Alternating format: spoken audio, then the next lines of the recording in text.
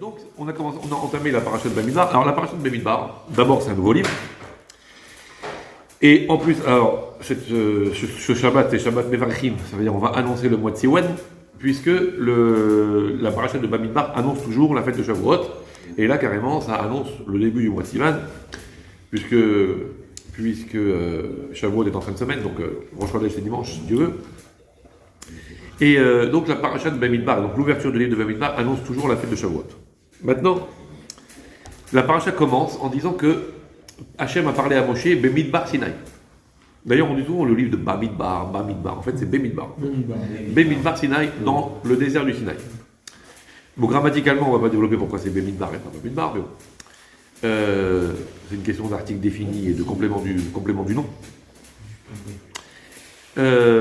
En tout cas, le texte commence par dire que Kadosh Baruch Hu a parlé à Moshe Rabbeinu, Bamidbar Sinaï, dans le désert du Sinaï.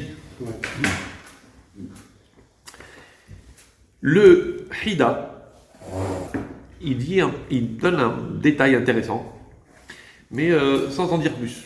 Il dit Bamidbar Sinaï, qui veut dire donc dans le désert du Sinaï, c'est la même gematria, c'est la même valeur numérique que Béchalom, qui veut dire en paix. Bamidbar Sinaï, Béchalom, 378, pour ceux qui veulent vérifier au niveau du calcul. Il dit c'est la même gematria. Ok, intéressant. Mais encore. Voilà, mais encore. Donc après, il faut essayer de comprendre qu'est-ce que ça peut nous apporter le fait que Bamidbar Sinaï est un point commun avec Béchalom, et qu'il faut voir dans l'un ce qu'on voit dans l'autre, et que vraisemblablement, il y a une histoire de Shalom sous le fait que Dieu a parlé et a donné la Torah au Bnei Israël, Bamidbar Sinaï. Alors, une première explication, c'est que, en fait, le Chida, implicitement, il répond à une question. Hakadosh Baruch Hu a donné la Torah au Bnei Israël, Bamidbar Sinaï, dans le désert du Sinaï. Dis-moi, quand tu veux faire quelque chose d'important, tu veux prendre une décision importante, tu veux réfléchir à un sujet important, est-ce que tu réfléchis pendant que tu es en trajet, en chemin, sur la route, dans le métro, c'est une galère, t'es pas posé? Ok? A priori, Hakadosh Baruch Hu veut donner la Torah au Bnei Israël. La Torah, c'est quelque chose de sérieux, c'est un pacte, c'est une alliance éternelle, c'est un engagement, c'est tout un partenariat avec Dieu, c'est quelque chose de sérieux, quoi. Donc nous, a priori, en tout cas, on se serait attendu à ce que Hakadosh Baruch Hu attende qu'on arrive en Eretz Israël. Chacun, il s'installe, il est posé, il est installé, tout va bien. On est dans une forme de sérénité dans laquelle on peut être beaucoup plus à l'écoute, beaucoup plus attentif, beaucoup plus réceptif à la Torah. Là, on est dans le désert, on est tous comme ça, bon, Hachem, 600 000 hommes de 20 à 50 ans, 60 ans, et sans compter les enfants, les personnes âgées, les femmes qui arrivent. Donc c'est quelques millions de personnes. Dans le désert, c'est une balagan, donc a priori, c'est un moment transitoire dans lequel on n'est pas à l'aise pour recevoir la Torah. Pourquoi que je me crois de la Torah dans le désert? Il aurait dû attendre qu'on arrive en Eretz Israël. Chacun, il est posé, il peut siroter son petit coca dans le jardin, et dans cette ambiance de sérénité, il fait sa dracha. Et donc, une des réponses possibles en fonction de ce que dit le Chida, c'est justement Béchalom. Ça veut dire qu'Hakadosh Baruch Hu a dit, non, attendez.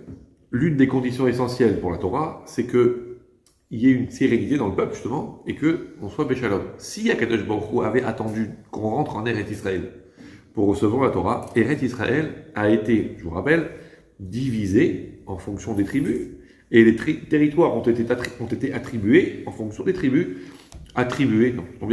Voilà. Donc tel territoire pour la tribu de Reuven, Shimon, Lévi, Yehuda, etc. Donc chacun a son territoire. Imaginez que Kadosh Baruch Hu, il installe les Bnei Israël, et après il dit maintenant je veux donner la Torah. Ouh là là là là là là. Chacun il va dire moi je veux que la Torah soit donnée sur mon territoire à moi. Et pourquoi chez lui et pas chez moi? Et pourquoi ci, pourquoi ça? Vous savez comment sont les... J'aurais tendance à dire, vous savez comment sont les enfants, mais je crois que les adultes c'est pire. Et pourquoi lui pas moi? Et pourquoi lui pas moi? Et ça aurait généré de la discorde. Pourquoi sur le territoire de celui-là? Pourquoi sur le territoire de celui-là?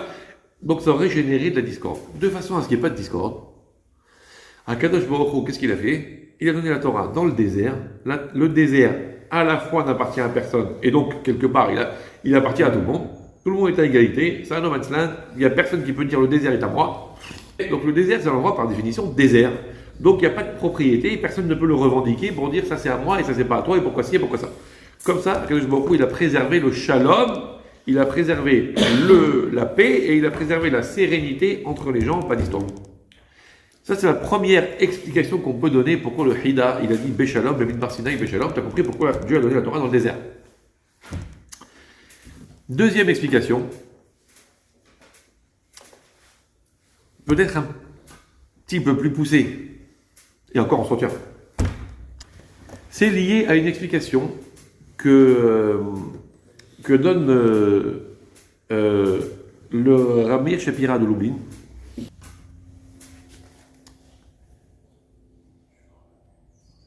Il y a une Gemara qui dit que lorsque Akadosh Baruch Hu a donné la Torah, les nations du monde ont commencé à s'agiter. Ouais, l'agiter de 20 heures. Ouais. Donc, ils ont commencé à se jeu, ils ont senti qu'il y avait quelque chose de bizarre.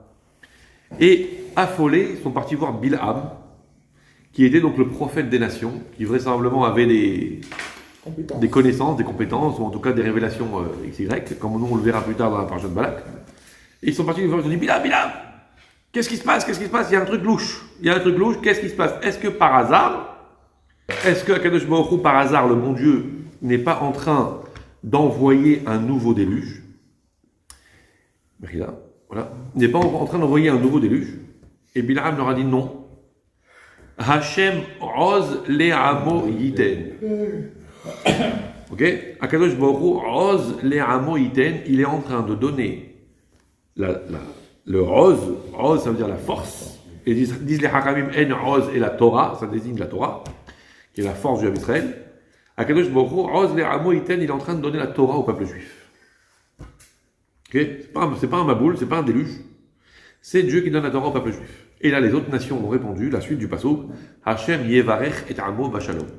Que Akadosh Baruch Hu bénisse le peuple juif, Dieu bénira le peuple juif, bachalom, dans la paix. Bizarre ça, cette Gemara est très étrange. Pourquoi les nations du monde auraient-elles imaginé que Dieu était en train d'envoyer un déluge?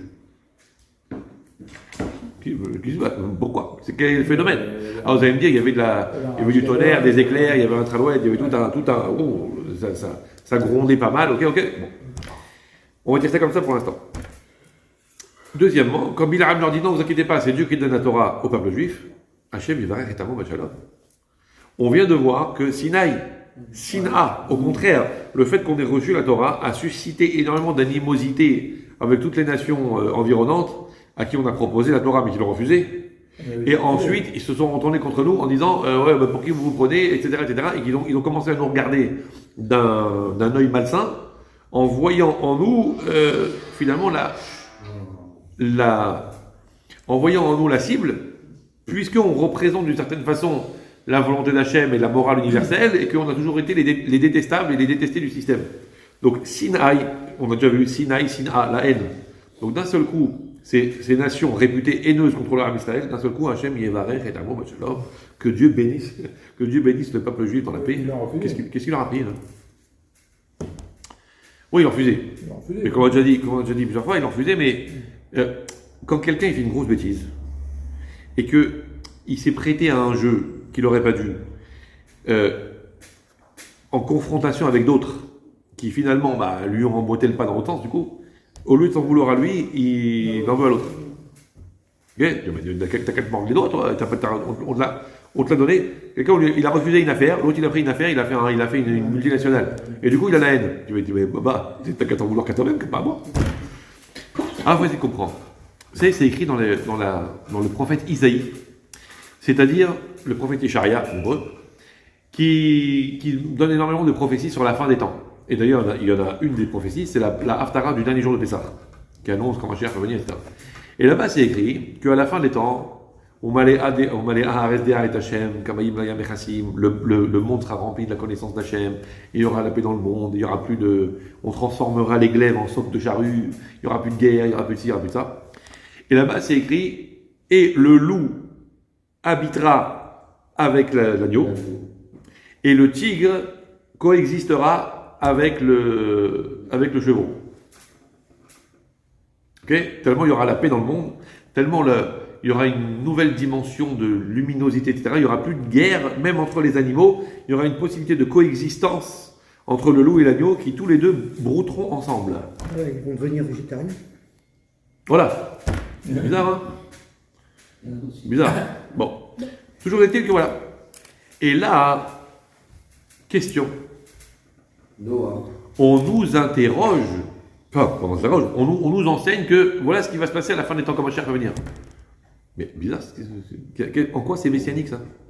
Retournez-vous vers le passé et rappelez-vous, quand Akadosh Baruch Hu a envoyé le déluge, qu'est-ce qu'il a dit Akadosh Baruch Hu à Noah? Il lui dit prends les animaux, par nombre, ceci, cela, en fonction de la nature des animaux, et mets-les dans la teva, dans l'arche. Mais dans l'arche, il y avait tout le monde. Il y avait des lions, il y avait des tigres, il y avait des singes, il y avait des trucs, peut-être des hippopotames, je sais pas ce qu'il y avait. En tout cas, il y avait tous les animaux. Donc forcément, il y avait aussi le loup, et il y avait aussi forcément l'agneau. Et ils ont donc coexisté dans la teva pendant tout ce temps-là. Donc le fait qu'ils aient coexisté, c'est pas nouveau, c'est pas messianique, c'est pas extraordinaire, ça s'est déjà passé à l'époque du déluge. Ok?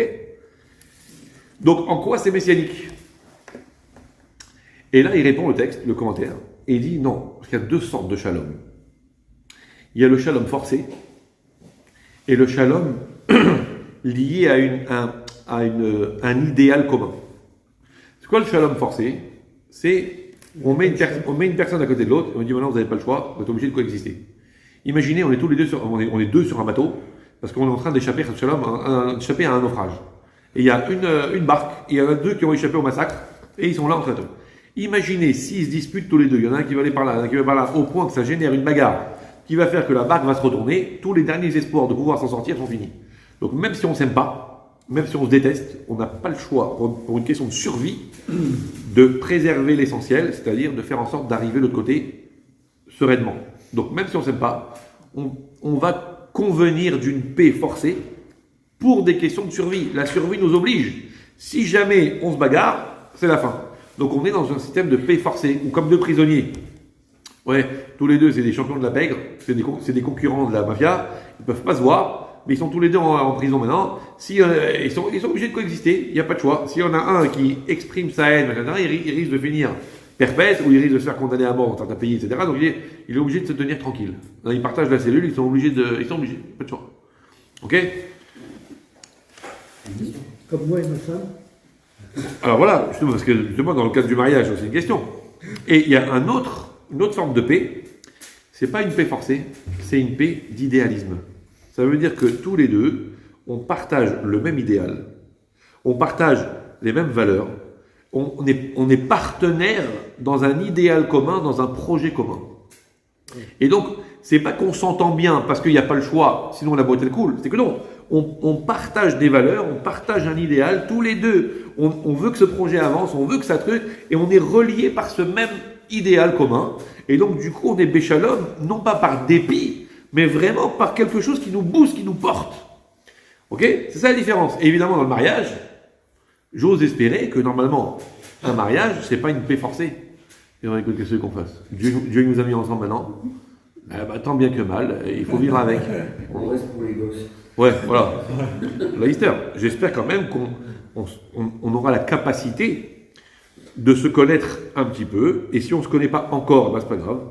On apprend à se connaître maintenant, même après 30 ans de mariage, pas un problème. On apprend à se connaître et à se découvrir des éléments communs, des intentions communes, des projets communs, qui peuvent nous être un ciment entre nous, qui fera que c'est pas parce qu'on partage les mêmes murs et qu'on n'a pas le choix que de vivre ensemble, de coexister, parce qu'on va pas se taper sur la figure du matin jusqu'au soir. Non, c'est de trouver réellement pas un terrain d'entente, un terrain florissant d'entente. Ça veut dire un vrai jardin, quelque chose qui va pousser. Et donc, ça veut dire que des éléments communs qui vont nous pousser vers le même idéalisme. Et donc, on n'est pas deux ennemis qui se respectent parce qu'on n'a pas le choix. On est deux partenaires d'un système. Et donc, on est tous les deux dans le même trip, les deux yeux d'un visage, quoi. Les deux yeux d'un visage, ils sont pas béchalom parce qu'il n'y a pas le choix. Ils sont béchalom parce que comme ils sont partenaires d'une même réalité et qu'ils ont tous les deux envie de voir les choses en 3D, donc ils vont essayer de viser dans la même direction plutôt que de chacun de se faire la tête. Sinon, ça marche pas. Vous comprenez? Donc c'est le même principe. Les nations du monde, ils ont vu les Bnei Israël grâce à Dieu. Depuis qu'ils sont sortis d'Égypte. Et rien que ça se castagne, rien que ça se dispute, Rien que ça, rien que les revendications syndicales, etc. etc. Eh, mon cher Rabbeinu, et pourquoi tu nous as fait sortir d'Égypte pour nous amener devant la mer? Maintenant on est bloqué, les Égyptiens vont nous massacrer. Et Et on a faim, et on a soif, et il n'y a rien à manger dans ce désert, et il n'y a rien à boire, et circuler, il n'y a rien à boire, ouais. Et ceci et cela, il y en a assez. Ça ne s'est pas arrêté depuis la sortie d'Égypte. D'un seul coup, les Juifs arrivent au pied du Har Sinaï. Vayahancham Israël Negedar, le peuple juif a campé au pied du Har Sinaï, dit Rashi, Keishehad Belevehad. Comme un seul homme, d'un seul cœur, d'un seul coup, une paix royale, d'un seul coup, tout va bien, d'un seul coup, chacun pense à l'autre, on dit, viens t'installer ici, là il y a de la place, un truc, machin. Tout le monde est au pied de la montagne, et d'un seul coup, tout le monde s'entend, mais d'une façon incroyable. Les nations du monde disent, qu'est-ce qu'ils ont les Juifs là? Il y a un truc. Akadosh Baruch Hu, il a envoyé un nouveau Maboul. Ça veut dire Dieu, de nouveau, il va envoyer un déluge où il va préserver le Ham Israël. Donc ça veut dire qu'en fait, ils vont être comme le loup et l'agneau de l'époque de Noach, où ils vont coexister par la force des choses parce qu'ils n'ont pas le choix. Et là, Bilam leur a dit non. Hachem va leur donner la Torah. Donc ils ne sont pas en train d'être béchalom par la force des choses parce qu'il faut bien qu'ils s'entendent pour ne pas se taper dessus. Ils sont dans un idéal commun, ils vont recevoir la Torah, et à partir du moment où ils sont dans un projet commun, d'élévation commune, avec des aspirations communes qui s'appellent le service d'Hachem, recevoir la Torah, etc., ils sont dans ce shalom-là. C'est pour ça qu'ils s'entendent. Alors les nations du monde, ils ont dit Hachem yevarech et amo b'shalom, en leur donnant la Torah, Akadosh Baruch Hu donne une bracha de shalom. Parce que l'idéal de la Torah est un idéal tellement haut, tellement fort, tellement puissant, qu'effectivement, si on est deux à se battre pour ce même idéal, alors à ce moment-là, on se retrouve tous dans ce dénominateur commun. En fait, ce qui aujourd'hui nous unit, c'est la Torah, c'est ça le dénominateur commun. Vous comprenez? Prenez le juif d'Australie, et le juif d'Afrique, et le juif du Groenland, ou je sais pas quoi, on a tous mis les mêmes tefilines ce matin, tous. L'autre il parle avec comme ci, l'autre il parle avec un accent comme ça, l'autre il a telle faciès, l'autre il a tel truc, tel mode d'habillement, telle société, tout ce que vous voulez. Mais en tout cas, ce qui est certain, c'est ce qui nous rassemble, qui est le terreau fertile, qui nous rend communs les uns avec les autres. Le fameux dénominateur commun, c'est les mitzvot. On a tous les mêmes mitzvot. On a tous la même Torah. Et donc on est tous Béchalom, Béahdout, unis, même quand on est aux quatre coins du monde, on est tous unis par ce ciment qui s'appelle Torah. Donc la bracha du Ham Israël, c'est le Shalom. Et c'est ce qu'on dit quand Mashiach va venir. Quand Mashiach va venir, c'est pas que le loup et l'agneau ils vont coexister, parce que tu comprends comment on va survivre si le loup il mange l'agneau pendant la traversée du déluge, et si le tigre il saute sur le chevreau, on s'en sortira jamais. On ne pourra pas passer le déluge en toute sérénité, on va tous crever avec ceux qui ont été condamnés à mort avec le déluge. Donc ce qu'il faut faire, c'est être Béchalom. Non, là ce sera pas comme ça. Là, c'est que Akadosh Baruch Hu va se dévoiler dans le monde. Ça va être tellement évident, que c'est pas que ça sera la paix des fusils. La paix des fusils, ils appellent ça la paix. La paix des fusils, c'est faire en sorte juste qu'ils se tiennent tranquilles. Il a envie de te sauter dessus, il a envie de te mordre à la gorge, mais il se tient tranquille pour des raisons économiques, il se tient tranquille pour des raisons politiques, il se tient tranquille pour des raisons ceci, pour des raisons cela, mais il n'en pense pas moins. Ça, c'est ce qu'on appelle la paix des fusils, la paix forcée. C'est pas de ça qu'on parle. Quand Mashiach va venir, ça sera une vraie paix. Où l'idéal sera tellement grand, la conscience de Dieu sera tellement grande, la conscience de la réalité des choses sera tellement immense, que finalement, il n'y aura même plus de raison de se taper dessus, parce que ce sera la dimension profonde des choses qui va ressortir à la surface, et toutes les choses bébêtes qui font qu'on est adversaires vont disparaître au profit du dénominateur commun qui nous rapproche. En fait, la profondeur nous rapproche, les neshamot nous rapprochent, alors que la dimension superficielle nous éloigne. Si on donne l'impression là qu'on est tous des êtres différents, parce qu'on a tous des corps différents, et on est tous divisés par l'enveloppe physique. Mais au niveau des neshamot, on est tous reliés, on est tous une seule chose, on est tous reliés à la même source. Donc quand on s'observe sur le plan spirituel, on se trouve des éléments communs. Quand on s'observe sur le plan matériel, on se trouve des éléments qui au contraire nous éloignent. Donc plus le monde va être rempli de la connaissance d'Hachem, plus quelqu'un à travers la Torah, il est capable de voir les choses dans leur dimension profonde et spirituelle, plus il se rapproche de celui qui est à côté de lui. Si au contraire il ne regarde que le côté superficiel, et le corps, et les aspirations matérielles, et lui il est riche, et lui il est pauvre, et lui il est grand, et lui il est petit, et lui il est noir, et lui il est blanc, il n'y a pas de possibilité d'une coexistence si tu regardes les choses dans leur aspect superficiel.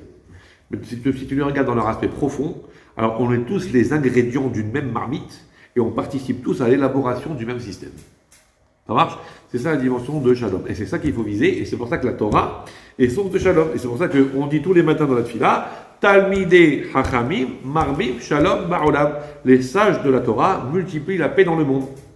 Parce qu'ils nous apprennent à voir les choses sous l'angle de la Torah, c'est-à-dire sous un angle tellement profond, qu'à ce niveau d'approfondissement du regard qu'on a sur le monde, il ne peut pas y avoir une dimension de guerre. Ah, vous allez me dire pourtant, tout le monde nous dit que les religions, c'est ça qui amène la guerre dans le monde. Non, parce que ça, c'est les religions qui sont soit donc, qu'on décrit de façon fausse.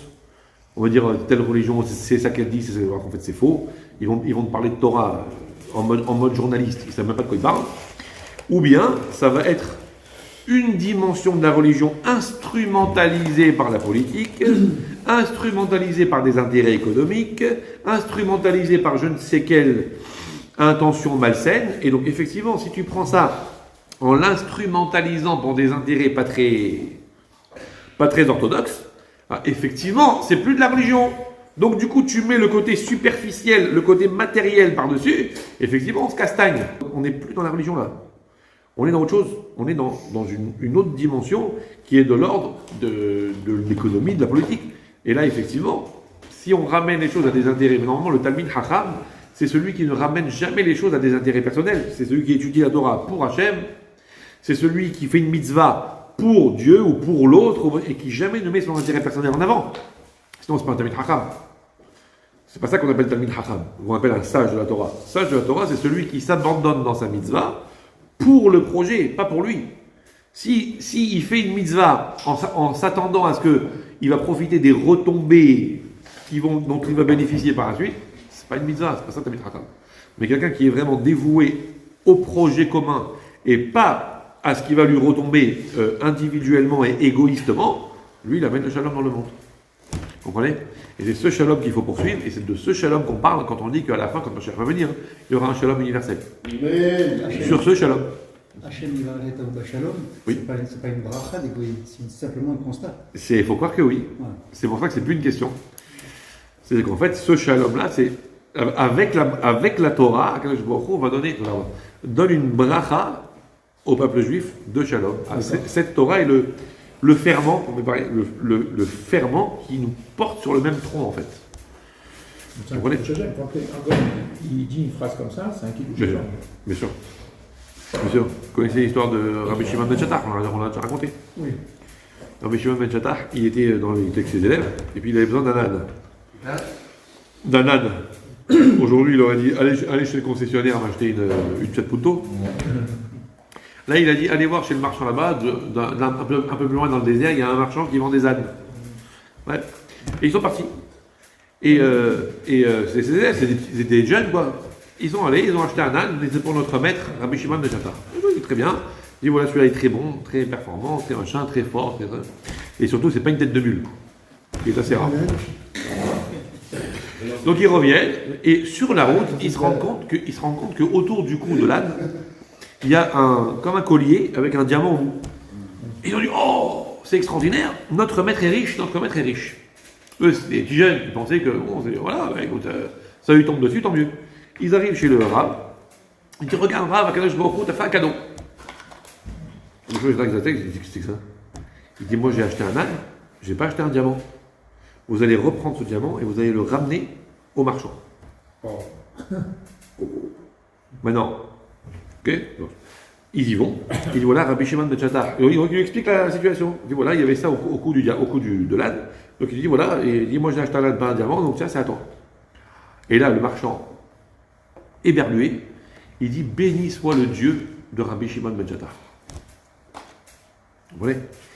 Quand les élèves ont rapporté ça au maître, on dit genre, est-ce que c'est pas plus précieux qu'un diamant d'entendre une chose pareille d'un homme des nations qui dit une chose pareille et qui va glorifier la gloire d'Hachem? En fait, pourquoi il a dit, le marchand en question, c'est la question qu'on avait posée à l'époque quand on avait parlé de cette histoire, pourquoi le marchand il n'a pas dit béni soit Rabbi Shimon ben Shattach? Pourquoi béni soit le Dieu?